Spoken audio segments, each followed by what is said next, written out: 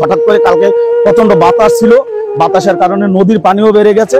বেড়ে যাওয়ার কারণে এই লোকালয়ে অনেক পানি ঢুকছে। পানি ঢুকার কারণে অনেক বাড়ি ঘর, কৃষি আবাদি জমি, পানের বরজ, এরপরে কিছু মাছের ঘের ছিল, সেগুলো অনেকটা ক্ষতি হয়েছে। এই কারণে অনেকে হয়তোবা একটু বিপদের সম্মুখীন হয়েছে এবং হাঁটু পরিমাণ পানি হয়েছে, কোনো জায়গায় এক কোমর পরিমাণ পানি হয়েছে।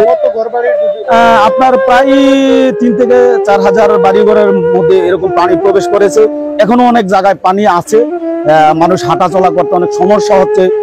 অনেকে যারা স্কুলগামী ছাত্রছাত্রী আছে বা যাদের বাড়ি এই খালের পাশেই, তারাও হয়তো বা চলাফেরা করতে অনেকটা কষ্ট হচ্ছে, হাটে বাজারে যেতে কষ্ট হচ্ছে। এই পরিস্থিতি আমি আশা করি যাতে এটা অনেক আগে একটা আপনার গেট হওয়ার কথা ছিল, গেটটাও হবে বলে এখনো পর্যন্ত হয়নি। বাড়ির ভিতরে পানি ঢুকছে এই বৃষ্টির কারণে, বন্যার কারণে। বোর বৃত্ত জ্বালা ফসল ধান পান সব নষ্ট হয়ে গেছে। এই কারণে